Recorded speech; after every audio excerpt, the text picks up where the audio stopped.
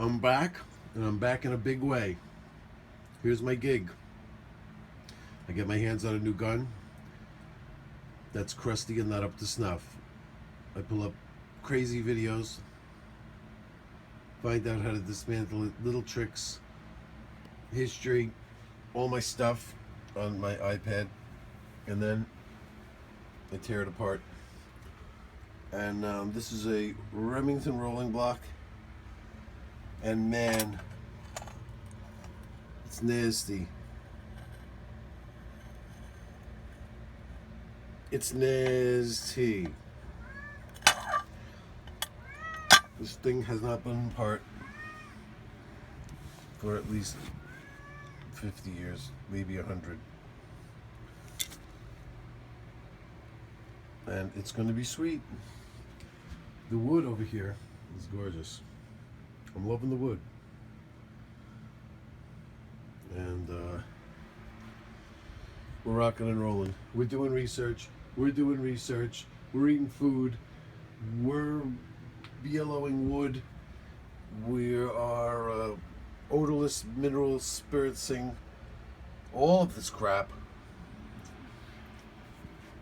And we're going to make this thing sweet. This thing is 7mm, by the way. 7mm.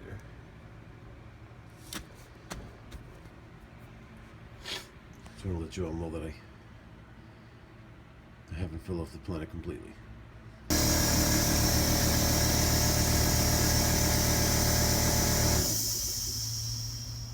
So as you can see, the car's been moved out here.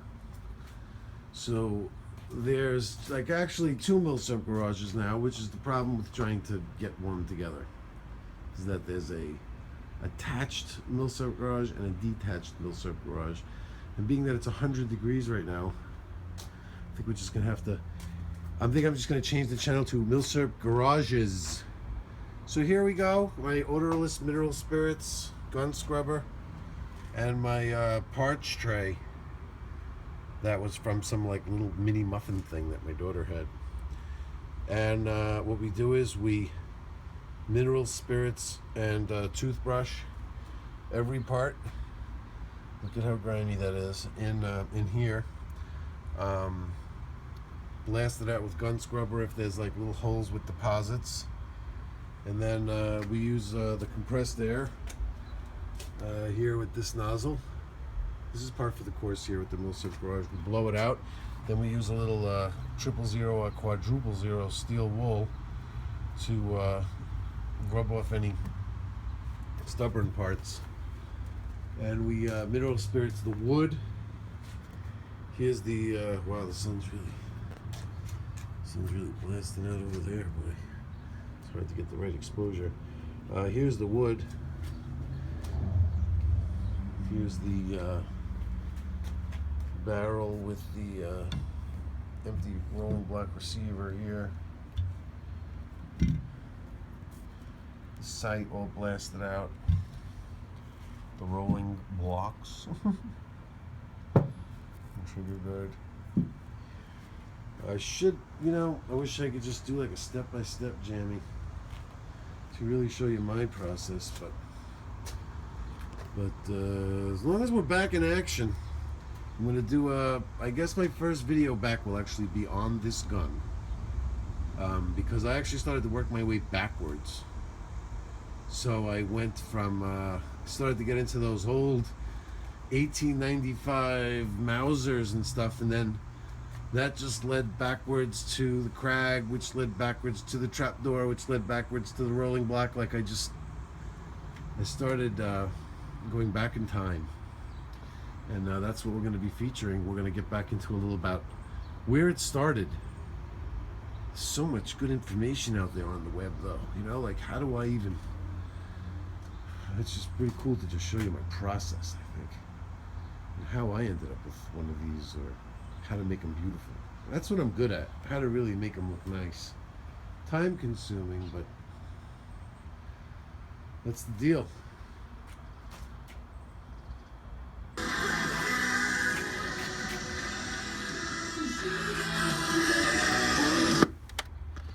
Now we got the stock BLO'd Boiled linseed oil. Here's the one I use. This clean strip stuff all the way. And then you leave it in the sun. And I swear to God, it's like you're barbecuing. You leave it on one side for a while, you flip it over to the other side. Look at how, see, the sun is so bright, I don't even know if that's coming through, but this stock was just black. It was just black. It was just so oil canned black. And after really rubbing that mineral spirits in, you see the grain come back. Look at that beautiful striping. You don't want to go too crazy. See a dark spot like that, you can leave it, you know? But look at the difference. Should have done it before and after. And yeah, and with this, you just keep flipping it. You just keep turning it around. You always gotta be careful with these. See, with the handguard, and it don't get too crazy with the rubbing, because especially when the mineral spirit starts getting in there, you split these things right open, right in half. You gotta be careful with them. That one I rub gently. But you see this part, you really get in there with your palm. You really dig in. And then where's the rag that I did that with? This rag was white. You know what I mean? This rag was white when I started. Look at it. All of that shit came out of the stock. This was white. So you can see, again, you don't want to go too nuts. You don't want to just wipe it all out. You just don't want it clean. You just want to be able to see that grain in the wood. So yeah, so that'll just sit here in the sun, and what that does is it lets it soak in. And then you'll come back and you'll see it'll kind of have soaked in, and you hit it again. And now I'm bringing all the parts inside, and I'm gonna oil all those parts. Now you gotta, after the gun scrubber and the middle spirits, you really gotta oil them quick, because look, even it starts to get surface rust on it like immediately. And so we'll start oiling everything down and looking for reassembly. So now we have all the parts back inside. Everything laid out. Here's the freshly BLO'd stock handguard. Looking good. And now we get into the fine work where we do stuff like let's see, I get in here and I start like cleaning out these little teeny crevices inside of here and stuff, and inside the screw heads, you know, and just really get inside this fine lettering with the pick here, and try to pick out dirt out of the lettering. Really get crazy. Really start to detail everything. I have like all kinds of tools like this to get in there and do that. And then oiling up and reassembly. So also you start to see like this rolling block they're known for not having many markings or whatever on the outside, but all the markings are hidden. So while I have it apart, I document. What I'll do is I'll take a paper like this. Where do I have it? Where do I do it? Oh, here we go. I have a paper like this, and I document every number that it has, every marking I see, and then I'll transfer it to my spiral bound book when I write this kind of like my call it like a police book. I keep a book like that. That'll have every detail of every gun. And this way I see all of these numbers. See, like that 2156 carries through everywhere. It's over there, and then it's over here on the tang. You can see it right there on the tang. 2156. If it would focus. There it is.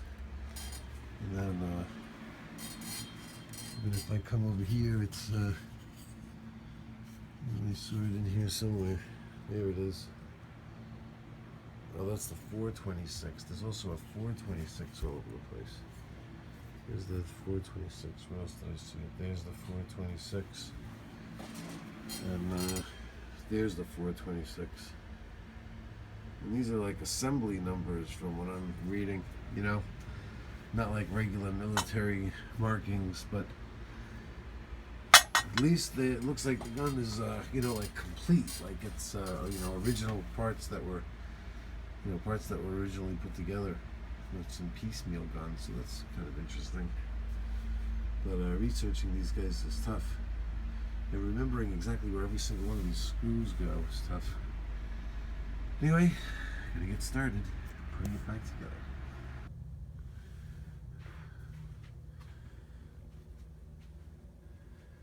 And in the new Milsurp Garage, we have the rolling block. I did what I could, and except for a little hitch on reassembly, what really blew my mind was that getting these two pins in to these two parts. There's two parts of this gun. In the receiver here is the hammer and the rolling block. Well, I got this part back in. I got the hammer back in and the pin in for it. And then you're just supposed to insert this in here and put this pin in. But as you can see, there's like an extractor in there. See that little extractor right there? This piece? Well, that little extractor, for some reason, somehow, got stuck underneath the barrel. Like it went too low. And then I couldn't get it back out. Somehow, how that fell in there. So this was all just loose. The pin wasn't even in yet. This pin was in, and it's under spring tension. And I couldn't get this back out. So then I said, all right, well, I'm just going to pull this pin back out, and then I'll be able to maneuver this and get this out. No, that made it worse. Then the spring tension shoved the hammer up, and then that was stuck, and it was all just locked together. So I had to back up even another step and take these two screws out under spring tension and remove the whole trigger guard. And then, I don't know how I did that, but then I got it out, and I put it back together correctly. But man, that blew my mind. So there it is. It's detailed. It's beautiful. And I will do like a video on it. I just wanted to get back in there in the new garage and, see how it felt to just make a video. But see if I could string these all together as one big long one. Anyway, peace. And I'm going to bring a couple of guns to you. With videos real soon. Get my feet wet. Later.